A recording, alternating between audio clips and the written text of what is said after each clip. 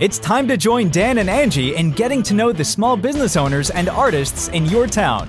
Small biz is where it is. Let's support our community by shopping small, keeping it local, and keeping things all fine and dangy. Yeah, that's right. Keep it all fine and dangy. I love that I found the same guy to do the new intros. I know. Hope that guy never retires. I know, he did pretty good. He's on brand for us. Well, I've been kind of waiting for a long time for this guest that's joining us in the studio because Dan. That's true. Yeah, so Dan had came home from, I just thought it was the airport, but it was the DMV. And he's like, oh, I met this really cool artist at the DMV. And then we connected. And so it took a little while, but we got you on. We got you in the studio. Woohoo. So we have Tarah, right? Did I say it right? You did. All right, Tarah. What were you going to say, Tara? Yeah. Tara. Or Terror. If you call me Tara, you have to call me Terror. Terror. That's the rule. I'm like, So Miss Tarah Singh is joining us, a local artist, creator. I like to say creator because I see you do a lot of different creative stuff. And you're also the founder of a nonprofit called Imprint Artists Collective. And we are very excited to get into that. But we want to just know everything about you. I have to ask, is that your real name? Because that sounds like an artist's name. It kind of does, actually. yes, Tarah Singh is my given name. So you were born to do this then, see? I mean, do you see my name on my necklace? Oh, what's it say? It's my name in Sanskrit, but it's cool. often mistaken as art. Oh my gosh, it does look like it says art. That's awesome. Oh I would my have to have that tattoo gosh. if I were you. Well, it is the signature for my paintings. Oh, that's That awesome. is awesome. That is very cool. So I do kind of feel like I was born to do a lot of the things that I'm doing, but I was also kind of, by the way, born into this really creative family. I don't know how much either of you have found out about me, but No, that We dig a little bit, but we do like to leave a lot of it a surprise because then we're like actually like not going, oh, I already knew that. or oh, it's I already it's an knew organic learning for us in the audience, not just Yeah. us going, oh, really? And we already knew. that. Yeah. So I know. you're I want to like truly be surprised. me too.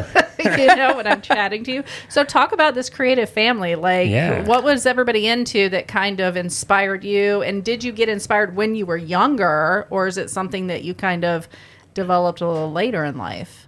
So I'll talk about the Guyanese part of my family second, but the artistic, creative, supportive side, are you all familiar with the Isley Brothers? No. The Oh, musical, hold on, they're a musical. Motown? They're like from back in the 70s, I right? mean- Oh yeah. Yeah. I would probably know it. Like I don't know the names of things. Yeah. So if I heard Twist the song, and Shout oh yeah. and- Well, of course. Yeah.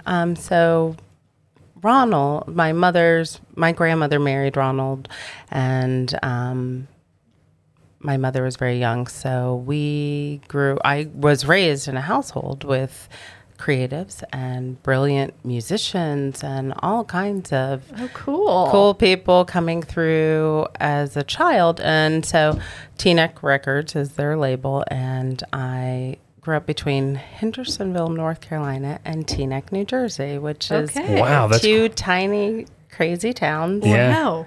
But I bet culturally much different though.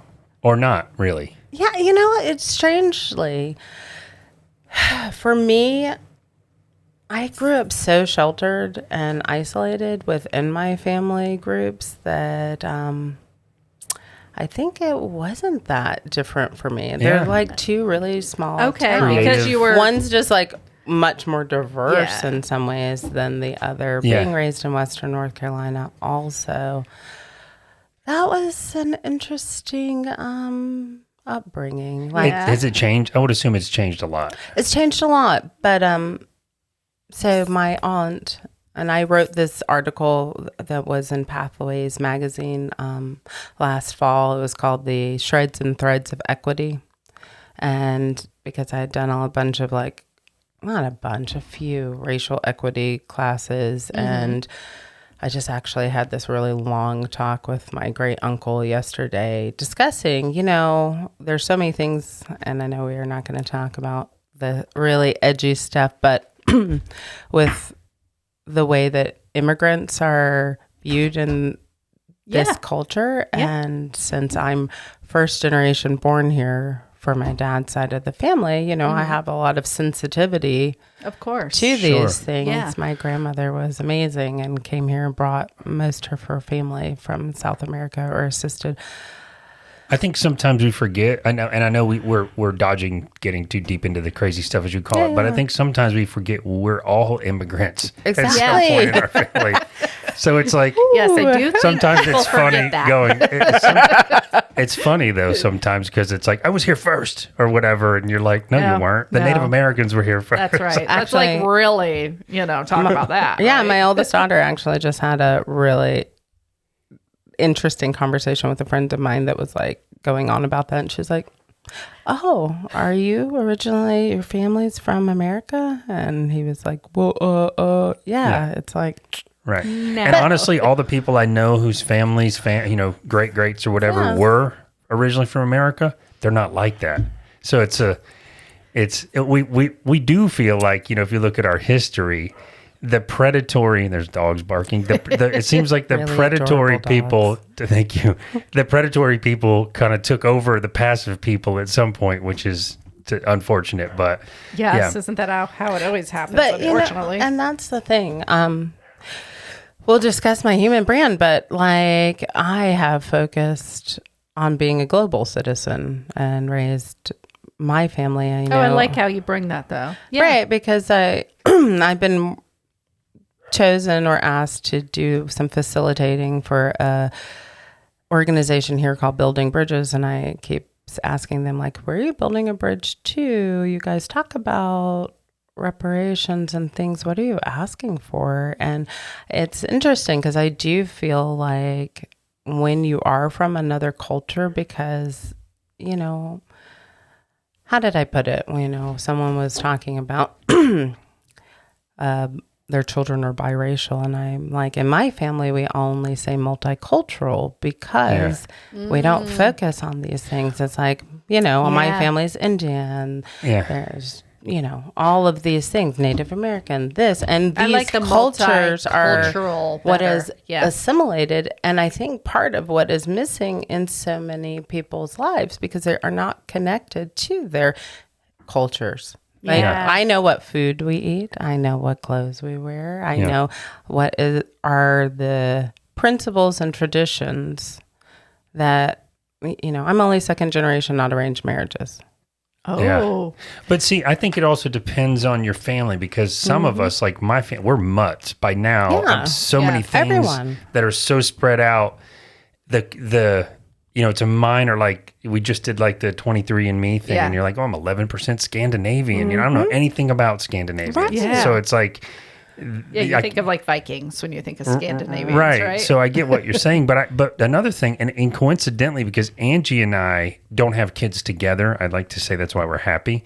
But we had Don't spit we had that out. kids in previous marriages, and we did raise kids. They were little when we got together. We've been together for a long time, but one of the things that we learned about each other years in is I never said like black or white I wanted my kids to and it was kind of sweet because my daughter would say, oh, my friend wants to come over, da da da da, and I would say, oh, cool, it's me, da da da, and she'd say when she was describing her friend in a story or something, she'd say my brown skinned friend. So my kids didn't know those terms at all, and you did the same thing, and I feel like I was just proud of. We weren't like holding on to any sort of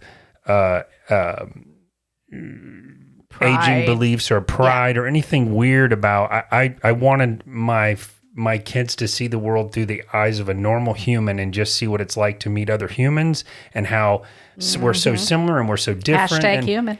and it was, but I think I think that when you say multicultural or biracial, I like that it's multicultural. I feel like that's a much more appropriate term. I do like that term so much better. Because I have almost issues on whether or not race is actually even a thing. Sometimes I think that's Well, a it's made a up. construct. It's a made up construct. Yeah. We are human, and that is really the problem. And I mean, it's like the caste system is global, is how I see it. It's really about, like a social economic structure. We need labor, and we make people feel less than so that we can use them for that. Oh, and, sure. As creatives, I think part of our role in society as an archetype is that we're historians. Yeah. I did read that you had that on your website. I love that. So in a way, you're sort of documenting the time history. period that you're in. And that's totally true. When you look back on art, you can definitely see what what was going on in that era, what was happening around those artists, because whether it was good or bad, it was in them to put that, create it somehow, what was happening. That was their documentation, right? So I wish I could think of the artist. You may remember, there's an artist that had a quote, and I think it's an actor. Gosh, it's on the tip of my tongue, that talked about how we can't really look at art as because generally speaking, I think a lot of people look at art as a luxury. And this it was a male actor, and he said something about art is not a luxury. Art is absolutely a requirement for us as humans to be able to express ourselves, to be able to, I feel like you get more value in history from art than you do just reading some boring history book or whatever, and you connect to it. Well, okay, when an archaeologist is going for a dig, but they are looking for the writings. They are looking for the songs. They are looking for the artwork, and they are also looking for the crafts. yes. The Pottery, it tells tools you that were what used, materials were available and all of these things. And, I don't know what you all think, but this is a question I start many conversations with. What's the difference? Why did they say arts and crafts? What do you think? Oh, that's interesting. I don't know. I would wonder why crafts is even pointed out as being separate. Okay. So my ideas about this are that artists are visionaries. We are the people that problem solve and see like solutions to things. We're the solution finders. There's not even always a problem. And Well, no, I know what you mean though, because even if it's a painting, you have to start from nothing. right. You start you from an go. idea. Yeah. And so crafts, to me, craftspersons are nothing diminished. It's a mastery of technique. Yeah. And- That's a great point to bring out, though, because I'm always so envious of somebody like you or like Dan that can create this story and type it out and, and bring these characters to life, right? And make you interested in reading what he has to say. Or a painting that just draws you in, and knowing that just came. You might not even have had the idea when you first started, right? It's a but feeling. Something about just the movement, the feeling, the colors, whatever it is, whatever, you're using to create, it comes about sometimes as you're starting the creation. Right. And that's amazing. You're like to your me. energy Yeah. signature. It is what flows through you. It's almost like a channeling of energy, right? You're taking a Yeah. raw material and, bringing it to your hand and bringing it into the 3D. And so with that, often I feel craftspeople, and I had this experience when I was in Italy because I had this idea, of course, that I wanted to make functional sculptural beehives. I had done this food co-op, and I had kept bees for a minute, and I was Yeah. like, why don't we do this thing? And I created this like cylindrical top bar hive, and I found a potter there because he could throw a pot as big as me. And I was like, I feel kind of bad. Do you think like I'm a sellout because I'm not doing all the things? He was a Moroccan potter, and he was like, no, like I'm not an artist. I'm a craftsperson. Let me help you. Like, a craftsperson he's a master, but he needs instruction. Right. Yeah. And he works with artists because we are the ones instructing. And so in this way, I have come up with this language that like artists use craft to communicate, whether we're doing it direct in a painting or we're collaborating. I love that. And I would say, I'm really a writer. I like to dabble in drawing and painting, but I feel like it's all kind of the same mental process. And I believe that other artists have inspired, giving me because I almost look at it like you're pulling something out of the ether into your brain and then channeling it into something else. So it's out there in the universe or whatever. But sometimes another artist, in the same way that you're saying like an artist can dream it up and then get a craftsman to do it, I feel like artists can do that to each other too sometimes, because sometimes an artist so will, important. Yeah. I had the opportunity to submit to a show in Chelsea earlier this year, and I worked on a series of paintings, and honestly, I didn't do it. And the reason why is because I hang out with a bunch of artists, but most of them are musicians. I won't lie. And it's like, I had a mentor, Vadim Bora. He was a Russian painter sculptor here in Asheville, and I worked with him closely and modeled for him, and just learned how to think like an artist and be, because it's a journeyman's process. I'm sorry. Anyone who doesn't agree, you can go to school for many things, but until you embody it, exactly, how can you say that's what you are? And I can tell you, people often ask me, how did you become like an IT person? I've been working in engineering, in architecture or engineering firms for 35 years. And they're like, somebody like you, how did you end up in that? And there's other forms of whatever. Sometimes we have parts of our brain that I'm kind of in the middle sometimes with one leg in each world. But I can tell you, even from the engineering world, we have people that come right out of school that are terrible. So you're absolutely right. You got to have the experience. You got to live it, right? You have to. You have to be able to. I often have. So I've been working on the somatic experience thing, and because I have synesthesia in several different ways, numbers and music. So what is synesthesia? It's a crossover of your senses. So like when I listen to music, not all the time, but when I'm in a relaxed state and whatever, I see colors. And sometimes if I'm like, feed into it, like they'll lay down and they move and these things. I'm like, I wonder if that's like what a choreographer sees for a dance or things. And I've talked to several others, and I see patterns all the time. I can't stop seeing them. Yeah. Me too. And then like for math, I would always get in trouble. Like I've got the right answer. And I realized early on it's because and I have a little dyslexia for numbers specific. Like everyone's like, you could do any job. I'm like, I can't really do the cashier thing. It's weird because when I'm reading it, and it's because numbers turn into shapes for me. So I can give you the right answer, but I can't show you the work in that way because my brain processes it differently. Yeah. And so I've been really trying to have some conversations with people about like, what is reality, right? Oh, I love these conversations. Oh, gosh. So if we look at this can, right? I'm like, what is that myself? I don't know what this shape is on the can. It's a skull.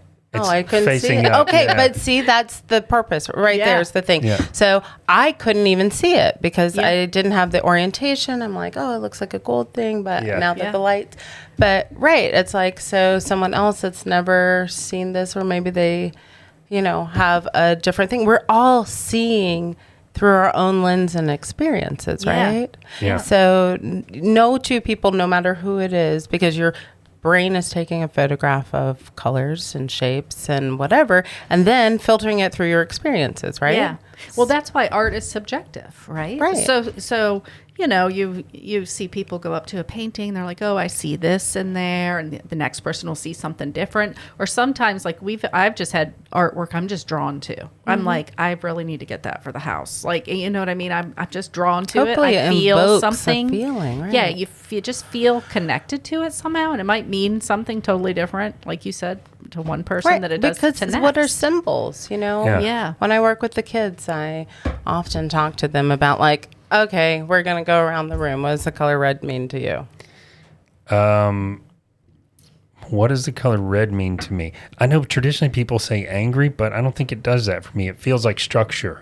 Okay. To me, it feels like anger. Yeah. Yeah, it feels like angry. Right. And Yeah. some people are like, it's danger. Some people, it's like, it's Power, love, yeah. it's passion. And it's like, right. And so when you're doing your own symbology as an artist, like I have, many of my paintings have an earring that has 3 lines in it. And it is symbolic of my daughters and myself. Oh. And right. I mean, I wonder sometimes, like 100 years from now, when someone sees my work, Are they going to wonder? will I leave a legend that says, will there be enough interviews that tell them what it is? But Yeah. Oh, in I thought you were going to reality- say like feeling, like sometime, you know, like if you look at especially abstract art, you might get a feeling just like the color thing. You know, you picture people standing in front of it and what does it make you feel? And what does it make you feel? And you and I both lean into some dark abstract stuff Yeah. too.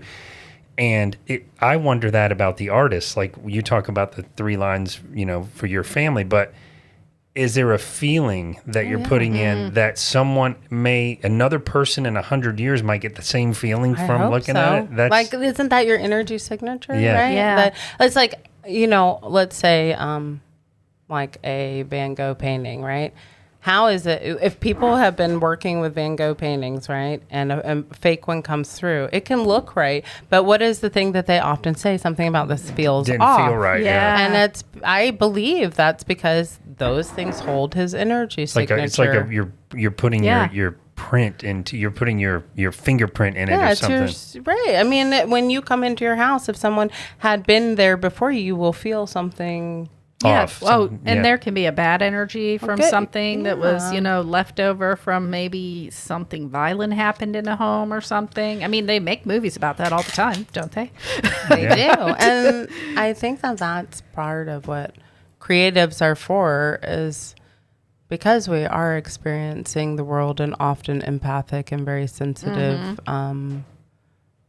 We often are the reminder to ones who have gotten sucked into the mundane or the system of things, or Yeah. into the programming. Like, you know, I don't really watch TV. I am wary. We're trying to get away from it a little more. I think we just were got in- bored of it somehow. Yeah. Well, COVID is Yeah. the first time. I wasn't even raised really with TV in my house, like right Yeah. as a kid. But even I'm leery of who I read, because really and truly I'm having a conversation. And when someone comes to me and they're like, oh, I read this thing, and da, da, da. I mean, I'm like, well, who's the author? And just because they wrote that, I mean, I can write you a manual and tell you what I think you should think too. And it reminds me how very Yeah. suggestible, and the fact that people don't want to think or feel. And that is, I think, one of the most tragic parts. And Yeah. That's just- almost, to me, as a person who may be that way sometimes, I feel like that's you know how they say a doctor can treat the symptom or a doctor can treat the actual problem? That's a symptom of something bigger in our society where we don't want to feel stuff, because I don't think naturally people were like that. I think over time we're overwhelmed. I Yeah. mean, I Yeah, too Wait, much as- information. wait, as an artist, I'm crazy. My therapist, she was like, Ray, mine retired, so I'm what's that always tell you? overthinking. And she's like, so that's really about not wanting to feel, Yeah. the overthinking, because it shuts down the one thing. And, you know, and we go through cycles of all of these things. And I mean, not that you can do any of these Yeah. things all the time, because too much of good thing is bad for all of it. Yeah, yes. Say anyway. No, what do I say? I'm like, I'll do it once, twice if I like it. But yeah, I mean, and I think that I just, you know, I have a lot of thinking days, and Yeah. I think that it's a difficult thing in this culture specific, because people are not, like, they don't give themselves permission to be. I remember in school, so I was like in AG classes, right? Ooh, yeah, I'm a super nerd. Yeah. But through like middle school and high school, and I wanted to take drafting because like design is one Yeah. of obviously my Yeah. thing. That's how I got started in the computer world. yeah, right. Isn't that funny? No, I mean but it's a way Yeah. of thinking though. Yeah. Right. You know, I'm like, what's the difference between a scientist and an artist? Nothing. It's all about the experiment, right? Yeah. It's this constant, like, taking it apart, reorganizing it, taking it apart, reinventing it, because there's nothing really new. So, but I remember taking this like CP English class, a college prep, whatever, and I had the realization, like it's like 10th, 11th grade, that they are training these people to be labor. And I went to the teacher and like, so. Oh, wow. Because I have been in these other creative classes where I can do a skit for a book report, or I can do a painting, or I can navigate my own. And I realized at that moment, they are training us to be the thought leaders.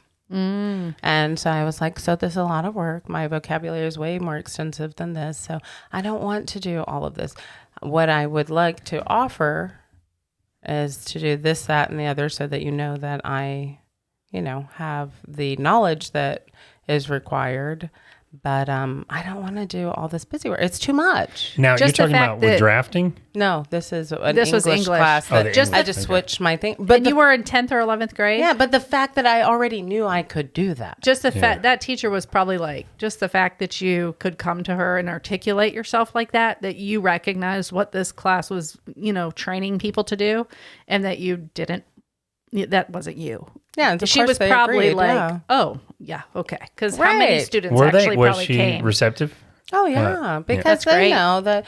I mean, I like. Do you want to grade all that stuff? Yeah. No. Yeah. Like, what in the world? And English is like you see in my stuff. It's like words are not my medium. So like I don't know. They're very confusing to me. I am a very literal person, and so I have a quote that I registered somewhere. It's like that words are skins for intention. Yeah, that's true. It's very true. And I would say, because it is my medium, I don't have any idea why. Sometimes I think you're just born the way you're born, because you were talking about You are. musician. I was a drummer for years, and that, I remember people telling me, our head accountant, that's totally math. How do you suck at math so bad when you were Yeah. a drummer? And I can't explain it to you, because English to me was just, I never studied anything. I straight A'd English. I was like a total stoner in high, and somehow that just synced up with my brain. I can't explain why. So I almost wonder if it's just Well, it's math, but it's also patterns. You know what I mean? Like how Yeah. with patterns, it's a pattern. So Yeah, but probably- rhythm of things. they train us when we're young that you're probably not going to be good at math if you're good at English, and you're probably, and vice versa. And I don't know if there's truth to that. I don't know if it was anxiety for me, but the bigger point as it relates to art is, to me, the way you're describing that you sort of knew yourself and know what you know and you're capable of. I think we just come out that way. Like You probably knew that since you were very young. I think there is a part of that. I mean, I believe in nature and nurture. Yeah. I mean, I'm sure you can be influenced by you, especially your family full of artists. But if you weren't artistic, I believe you could have had a family full of artists, and Oh yeah, I mean, there's And you people wouldn't have been that art- you yeah. know, yeah. and then it's just an interesting, because I have 2 daughters. They're both creatives, and it's like But you have 3 daughters. So 2. what is? Oh, you have 2. have I 2 thought you had 3. What were the 3 lines for? myself. Oh, yourself and the 2 daughters. Okay. I wasn't listening, But I guess. but I guess. Well, I was going to say, like in English, I thought all these years, but it's like when I did my studies in Italy, right? I did my ceramics there for 3 months. Yeah. Like, this Yeah, is me, cool. very Yeah. impulsive. I'm like, I'm going to go do this thing. And my dad, I'm like, you can't watch the girls. But I need to go to Italy. yeah. And so with that, You were tying it the into your yeah, like the word piano, right? It's like it can be the instrument, it could be the floor, it could mean to do something slowly. It's like, right, there's so many ways that you have to listen to what someone is saying. It's like the crossover. So that's why I feel like words are hard sometimes. Like, well, I think I have a decent vocabulary, but Yeah. it's like, right. I only communicated to you if you understood context. what I am really trying to say. Yeah. And I think that gets lost so many times with people, and even in a painting and in anything, like, it's like, right, what is it that you're truly communicating, and then Yeah. you know you've done something. Yeah. If your intention comes. Like you said, if the intention comes through and somebody connects with it in the way that you were bringing it through. That's what we were talking about, it being subjective. So I want to kind of get into that a little bit, because as an artist, you want to make, there's so many people that want to make a living as an artist, right? Right? Like you got your, musicians playing on the side of the road for mere pennies on the dollar. But it's when it's in you, like, you're like, no, this is what I want to do for a living. How do you make that into a career? How do you support yourself as an artist, right? Because that is something that your nonprofit gets into. Yeah. Which I think this is I think this is something that artists need, right? It is. And They need that help in transition, or, building. How do I build my art into a business? And a lot of artists aren't business minded.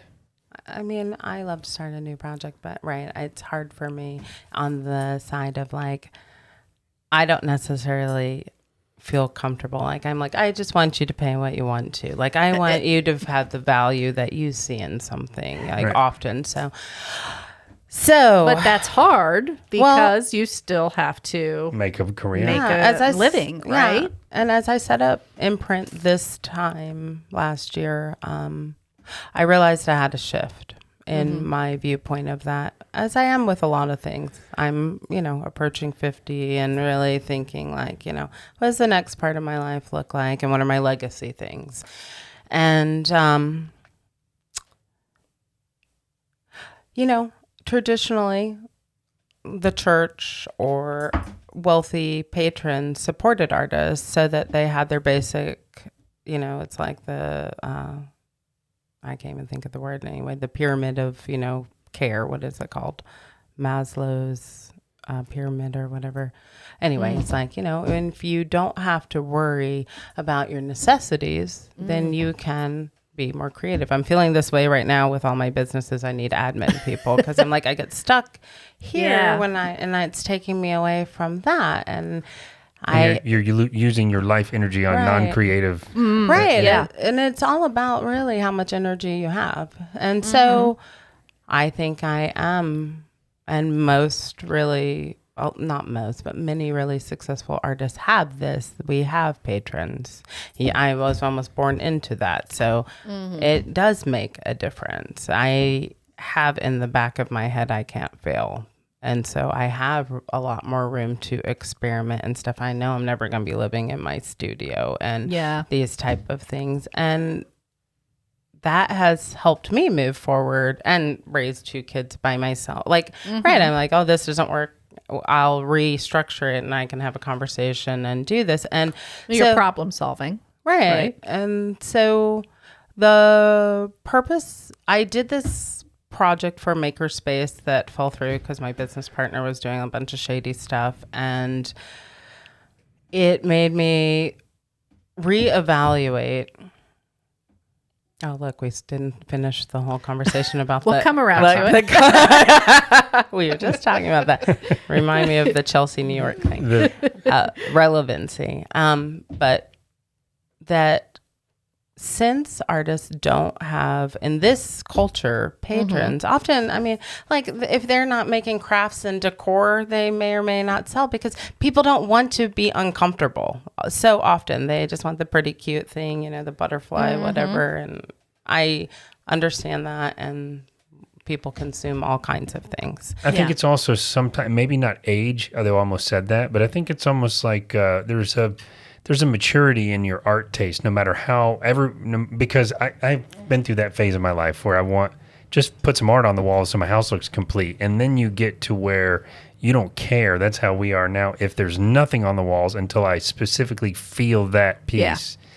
So that's another part of it for artists too, because sometimes you wonder, how can they charge $5,000 for that piece? And other times you see it and you're like, makes sense to me because that one spoke to you and the other one didn't. Yeah. Right. And how can you put a price on your heart and soul? Right. Yeah. But, in other cultures, they have stipends for artists. There's all kinds of support. It's a more validated profession. And I think a lot of the times here, it's like, what are your ways to get known as an artist? You need a really great art critic. You need some wealthy collectors. Like, Need an it agent. is these things. And my last show that I put up at Bottle Riot, I actually was like, okay, I'm going to get an art agent to come and look. I don't even care, or not art agent, an art critic. I don't care if they say it's trash. I can't submit to the show in Chelsea because I'm not sure how relevant my work is. And, you know, after calling the Asheville Art Museum and calling Charlotte and seeing all these avenues, and there were 4 art critics that I found, 2 in New York, 1 in Boston, and 1 in LA. And I was like, should I try and do a virtual thing? Like, how do I make this work? And I was very upset about it. And then, like, the Mountain Express or something, it's like, oh, you can send the arts and entertainment. I'm like, I don't care about the entertainment. What I need is for someone to say why my work is historically relevant, and that matters to me. And then the museum's like, well, why don't you become an art critic since you saw a whole... I'm like, because I don't have the art history background that would be required for this profession. Like, I can talk about it, but like, this is a real thing for me, I guess. So I'm not educated with like how that works when you want to get into an exhibition or into a museum. Is that what they do? They kind of look at it and say, how is it relevant to this period? I don't know that they're doing that anymore. I have no idea. Or is it just we like this and we don't want that one? I wish I knew. I feel like there is a... So then that's a struggle. That's like a shift. I think that there's a shift in how things have been curated before and how they're being curated now. Right. And the way I hear the story you're telling, it's almost like before doing the show, you want feedback from a critic so you'll know how it may or may not do in a show like that. No, maybe. I mean, I can hang a show. I don't mind. You know, that's one of the fun things Vadim would say. It doesn't matter if they're saying good or bad about it as long as they're talking. Yeah. That's true. Yeah. What does they say? Any coverage is... Yeah. But I guess, you know, I think to tie back into your nonprofit, the way I understood it, it's trying to help artists figure out how to make it a real business. Is it? It is about that too. I mean, I would love to support creatives in process so that they have room and space to be able to figure out what their voice is. And then, I can help you structure a product if that's the direction, a service, things you want to teach. How do you set up your space as an artist so that you are able to create some revenues and make, because at this point, you can't have to depend on people purchasing things. That is not real. I mean, that is not for me, it's like, because I don't view it that way, it's part of my reality, right? Yeah. That it's like, I teach, I have a couple of art students, I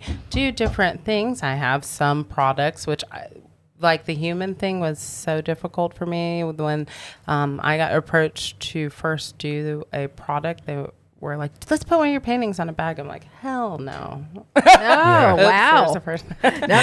Oh, that's a pretty gentle curse word. Yeah, and I'm just like, I was like, I can do something for this social justice project. But, you know, it's like, because for me, I'm always interested and concerned. I don't really make prints of my paintings. Yeah. I was going to ask, what was the reasoning behind not? It's just you want your art to be more of a personal purchase. If somebody was to, hang it in their house or, purchase something from you, do you want it to be more that they really connected with it and that's why they... Well, I'm not ever selling the print rights to anything, number one. When I sell you a painting doesn't mean you can now make 100 copies of it to do something. And Women to the Front every year for the past 3 years has used one of my paintings to promote this female arts festival that we do here in Asheville. And I think I'm going to do a limited run of signed prints for the painting that they picked this year because they asked me to. But I don't know. I have been resistant to it. I think I understand. I don't really. It's like, I don't know. I can wrap my head around a sign print because it still has something, or I can understand G-Clays, but I don't know. There's something for me that's like cheapening. That's what I was going to say. You don't want to end up on refrigerator magnets and coffee cups and, Gotcha. mass consumption. Like even there's about, for the one bag I have, there's a limited number left. And I was like, I'm going to hand paint some stuff and probably, like upcycle them a little bit, and I'll donate a couple for some organizations that I'm a part of. And yeah, it's almost like the authenticity of the whole thing. It's like the hand, right? It's the question. I facilitated a conversation at the New York Collective several months ago about AI art. Yep. And I said, you can say that that this is generated. And every time you put in the prompt, something new comes up, and maybe you could use that for inspiration, but is that art? And I got a lot of pushback, and one was from this guy that was like a sound engineer, and I said to him, so are you telling me if I put my voice through auto-tune, I'm a singer now? And he got really upset. Oh, well, that's so controversial right now. That's my world, the IT stuff. But the that's problem a great point that you make, though. If I put my voice through auto-tune, am I now? Because part of art is the skill. That's of any art. That's part of the appreciation is the skill. And if it could be done, the other problem I have with it is it would be different if artificial intelligence was we created a thinking computer and on its own, it tinkered with different techniques and it took classes. That's not what it did. They fed it everyone else's art. That's how it learned how to do art. Yeah. So it's kind of just a copy of plagiarism. somebody. It's plagiarism. Really. I mean, right. Is every kid just going to put in prompts and have every paper that they want written? And every AI artist, and I don't know how many of you that have talked to are going to see this, but yeah, half of them said they're too lazy to learn how to do a thing. And I'm like, well, there you go. So can I tell you that to me, this is the problem for artists, though, because we all agree. And I feel like anyone rational that knows how AI learned how to do this stuff, even if they're not an artist, would agree.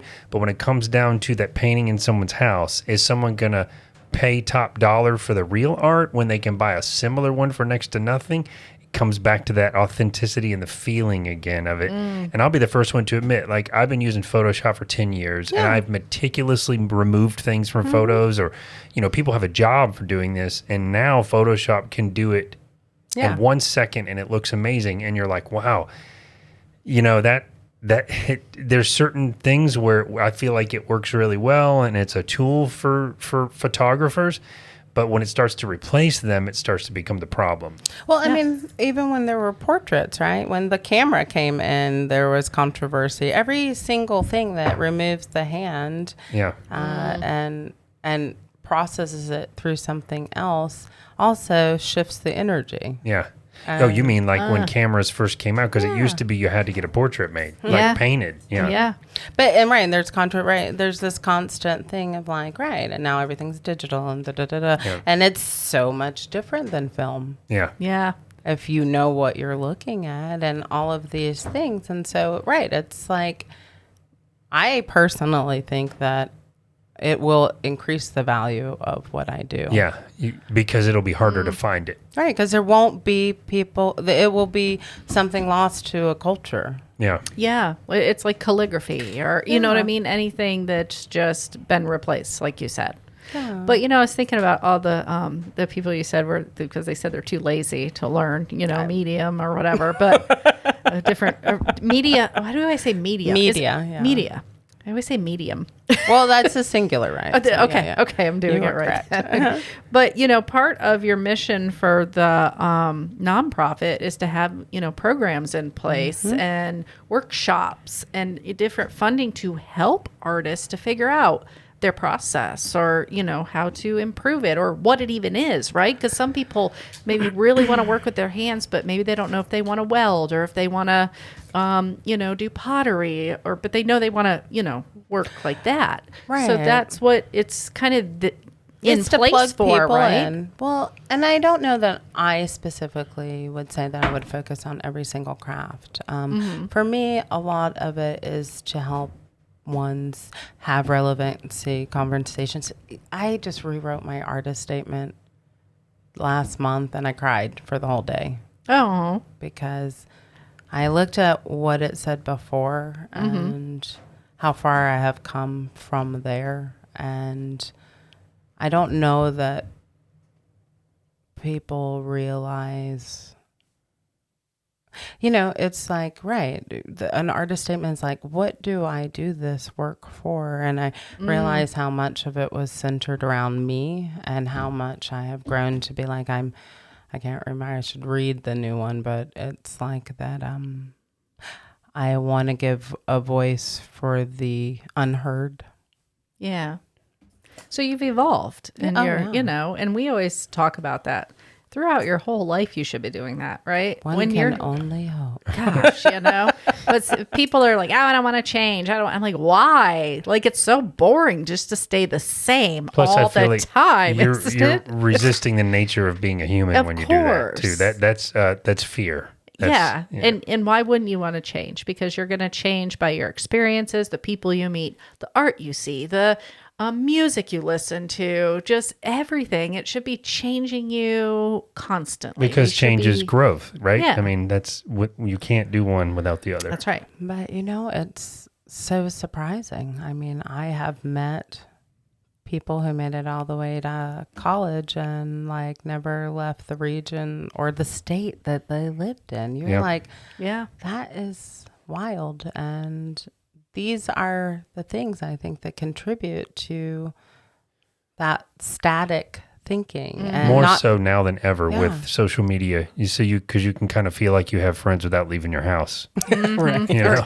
or experience something without. But I'm leaving just your saying, house. really, But I mean, I'm need the telling you, experience. as a father of, having gone through the teenage years, for anyone that might be inclined to be introverted, it only makes that worse, because the getting out and doing things and traveling and adventure and experiences, they get sort of a virtual version of it, and it almost it sort of scratches that itch enough to not go really do it. It's very sad to me, honestly. I agree with you. And I mean, I have 2 children, and I'm like,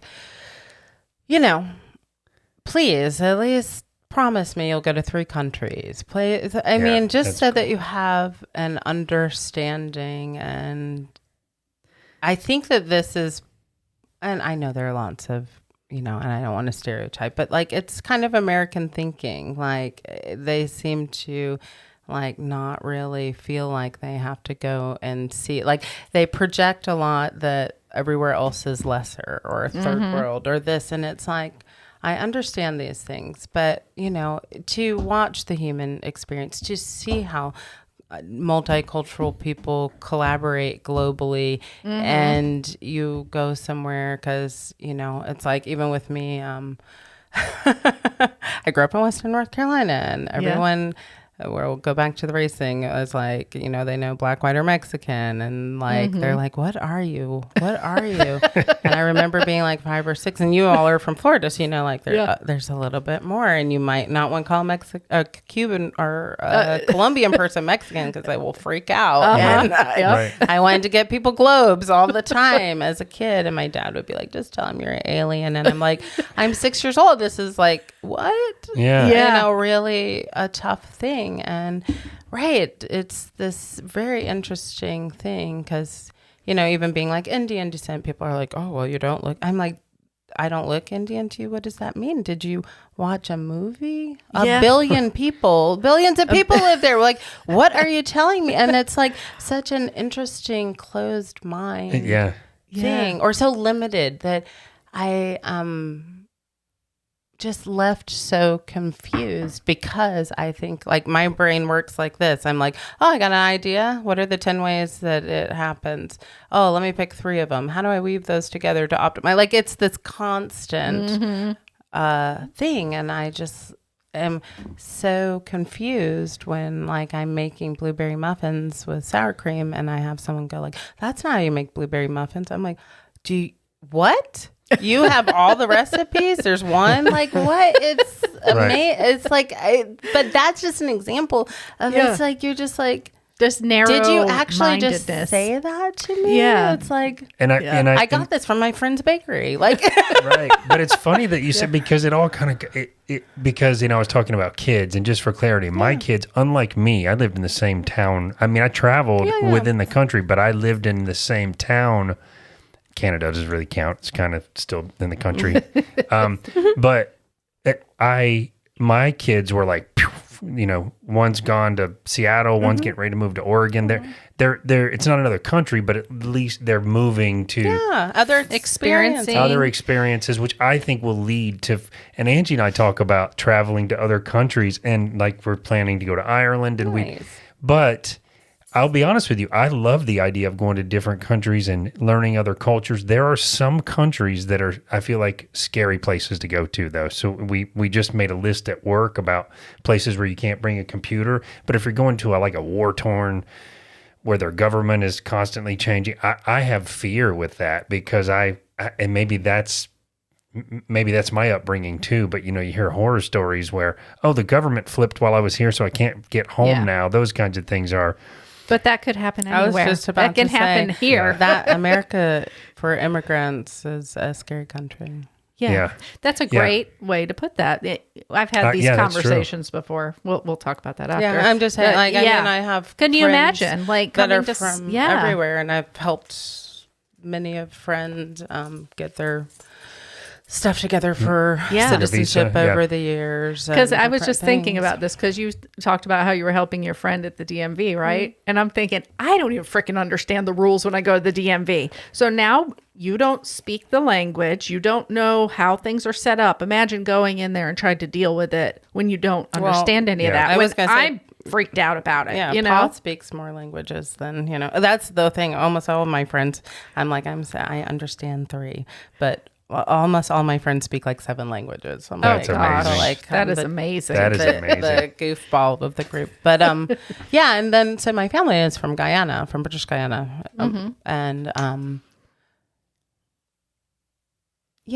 West Indian culture is kind of fun, and everybody's always excited to get together, and it's an interesting blend. I love the Caribbean. I mean, I think the food in itself, is the reminder of how it's like Asian and African and just such a melting pot. It is, and that's probably a big part of why I don't have some of these barriers, right? Because I'm like, and my dad's family,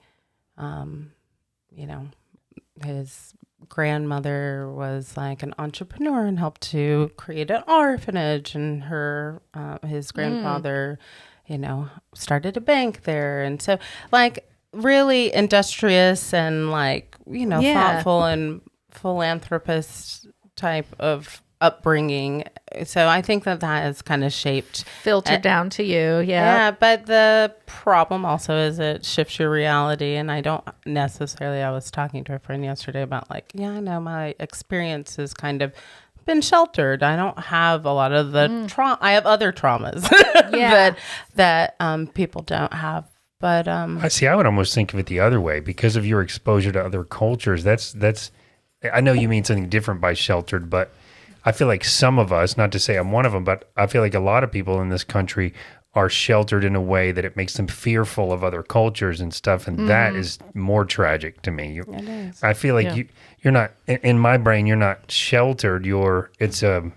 Maybe that's the more natural way.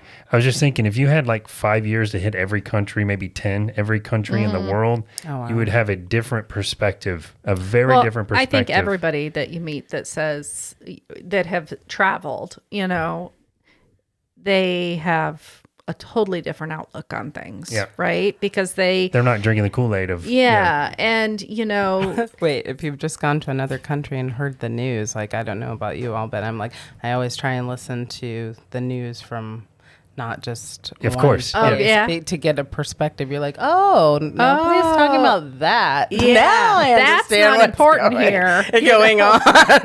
yeah, that's it. Just it's the shaking the keys. That's what I call it. Whenever there's a big upset over over something here, look over minor, here, they're shaking the look keys over here. while they're changing some dials. Exactly. It's terrifying. that is truly terrifying. Oh, I'm a conspircy actually. theorist with our Oh government. yeah. I mean, I try not to, but I'm like, because I know I'm like, if I go down the rabbit hole, I'll be immobilized mentally. Yes, it comes Well, with age. if you go down the rabbit hole, that's all you have time for, right? Yeah. So you have to just, you got to limit yourself. It'll eat your brain, though. We all have friends that have gone too far down the rabbit hole. I know. I'm like, You're off your rockers. oh yeah. Come up and get some air for a minute. Right. So what's next for the nonprofit and for you? Like where are we going next here on this artist journey? So I just spent some time in Atlanta painting some paintings on clothes. My friend is a filmmaker and an author, and I conceptualized some clothes. Her name's Noelle I Jefferson. think I saw that. It was pretty cool. Yeah. Yeah, and so I have someone locally here that was like, oh, could you paint on a few things? So I think that human is going to go from it's ready to wear like leggings and hoodies and T-shirts, which I think that it's important to have those things because this is a social justice thing for me, and I can't. You brought me a little bag. Yeah, it can't be said enough. The Totes. reminder that I mean, I don't know. Words have power, Yeah. right? So it's Yeah. like hopefully as people are reminded to act in human ways, human-like ways, and to stop separating themselves because Because we're all human. right. You know? Even though some people argue that too. Let's have some grace on each other here, people. Well, it would stop a lot of divides. I mean, Yeah. that actually began, if you see on my even website, was part of the 2019 thing with the kids in cages. I started the Human Line then as a response to this injustice. And I think that that's kind of where things are artful or not. It's often the responsibility, if you're going to accept being this archetype, to bring into conversation the uncomfortable. Yeah. And that, I think, is part of what's missing often. It's like even someone will get mad at me. They market Asheville as an artist town, and I say we have lots of crafts. I don't know how much art. Yeah. Oh, wow. Yeah. Because of I get what you're saying. Because of the way that art should speak to certain things and not just be a craft. Well, if you just figure out a pretty picture and paint it and it sells great and you just change the color and all of these things, okay, you made a statement. Which time? And is that all you have to say? Right. Just, yeah. Yeah. And so with this, I'm continuing to move forward, but I think I will move into a more couture type of thing where I'm painting on and creating specific pieces that are like functional art in that way. Yeah. I'm mostly Functional art. interested That's a good way to put it. in that, right? Because it's like I see that people don't always, they don't, you know, kind of like after all that stuff happened where all the houses went in bankruptcy, then you start seeing, no offense, all the tattoos and everything. And we would joke as artists, we're like, oh, wow, because you might lose your house and what are you going to do with that big painting? But, you know, you'll have your body with you later. Yeah. They can keep it. They can keep Keep it forever. So this is a different kind of investment. Yeah. And so with that, I don't paint small. So it's been a way, like, how do I do this without feeling like it's some unauthentic thing for me? So couture, and I'm hoping as I do these things, it will help to support Imprint. And I've been talking with a few organizations and artists about like, I set it up where we'll have a working board. Like you will have to have a project and such, because I've been on so many boards and I'm like, why did they pick me? And it's a liability to you. And like, there's all these things that people Be don't associated, really realize. No, even financially, like, there's board insurance and all kinds of things that organizations should carry. And so with that, I'm like, I only want to have people working on these things where it's actually beneficial to them, because it's like, I don't want someone to be on the board of something and then be like, why am I doing this? And like a lot of energy and time, and for what? Well, that's a lot of board members too. You like, they barely, when do you even see these people? You know what I mean? They show up for the meeting, and any other time they're not really involved. So you really want people to get something back from putting in the time that they are as a board member. But this is great too, because you have this brand, and it's going to make, you're trying to get people to talk, right? So what does that hashtag human mean? You know what I mean? If somebody bought this, it's because it spoke to them, right? And they want to talk about it. So they're going to be like, oh, well, I got it from this, you know what I mean?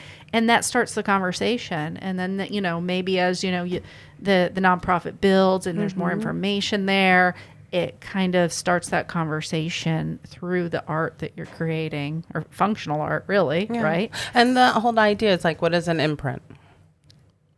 It's like not just a mark that you make, but also it's a object of habitual trust.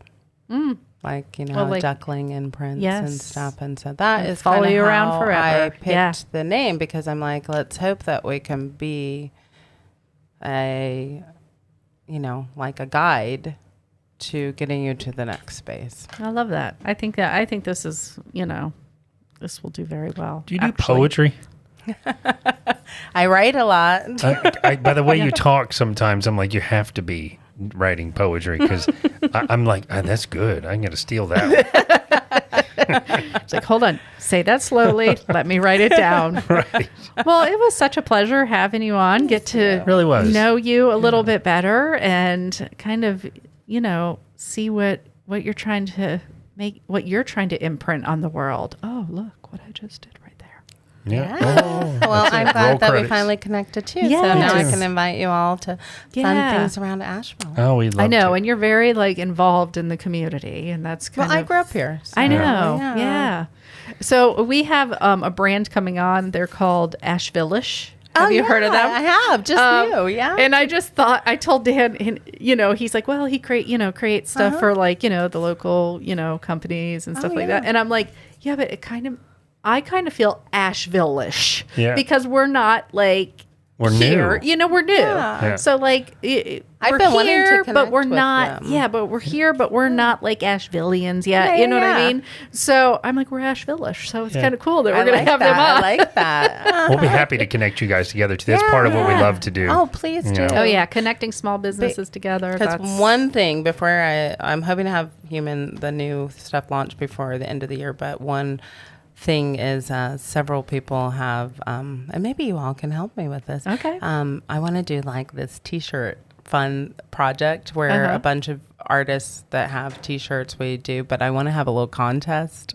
Oh yeah, where like a little T-shirt people, contest. Come up with a slogan or an idea, and we'll vote on it and pick one. Oh, because I I love that. screen print, and I'm like, I weld and all these things. I'm like, I know. I just need to pick a. You're like a true creative, though. Like a true creative. We'll maybe call don't me Renaissance. You just want to I want to dabble in everything, right? You just want to touch everything and I want to. See, I'm kind of envious because I have a very busy, time-consuming corporate job. Not that you're not busy. You're crazy busy for sure. But I do one kind of art, and I love it. But I don't know how to do any of the other stuff. So I'm kind of envious of you of having all these different avenues.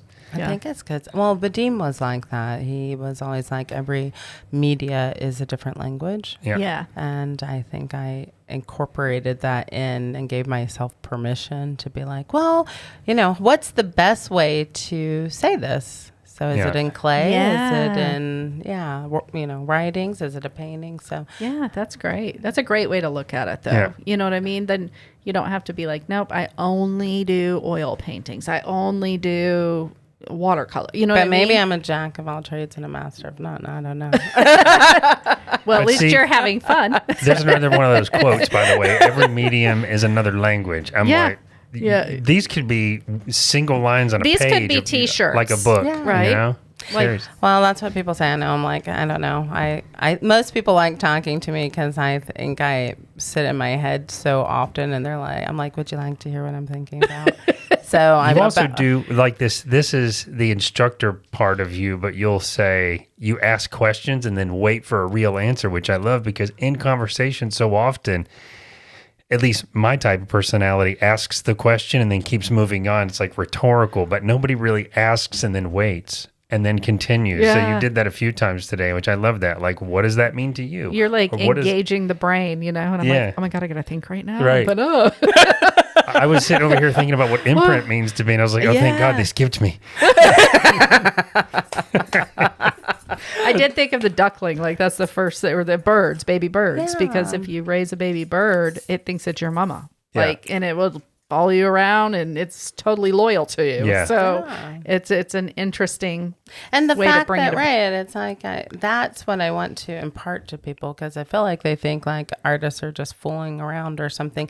But if they talk to me, they get to see how very intentional I am Yeah. in everything that I do. Yep. So it's like, right, I didn't just pick random things or words or colors. Every single thing actually means something. Right. And I think that a lot of that, like they may intuitively or kind of like unconsciously get that, but I'm just wondering sometimes, like, do they get it? yeah, that's great. You know, start thinking of artists more like that it's intentional. Like they Yeah. put that there intentionally. It's your heart, You know, soul, time, and it meant for something. what? Yeah. So Not for that's a great way to funsies. look at it. Well, thank you so much once again for Yes, joining thank us. you. Tell everybody where they can find you, actually. Easiest way. Okay, so Tarah Singh, TarahSingh.com is the website that I have. I have an art show up right now at Southern Appalachian Brewery in Hendersonville. Cool.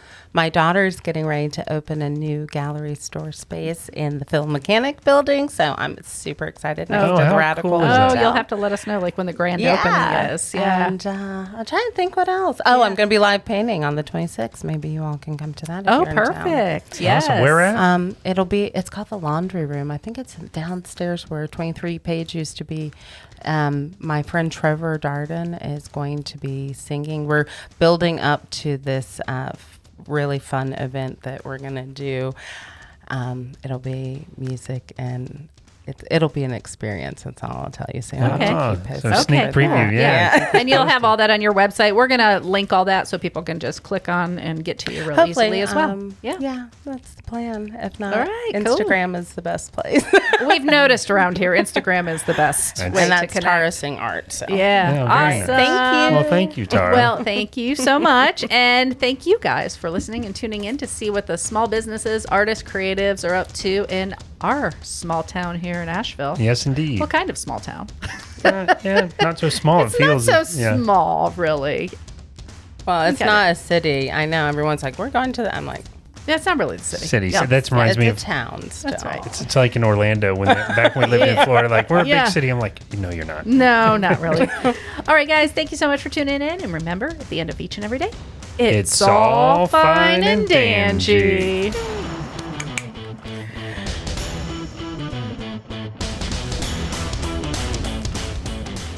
Hi, guys. We hope you enjoyed the show today. If you did, we would love a review. So make sure to head over to your Apple Podcast app or whatever app you listen to your podcast on and give us a 5-star review. Also, give us a like and a follow on our social media. You can find that all under Fine and Danjee.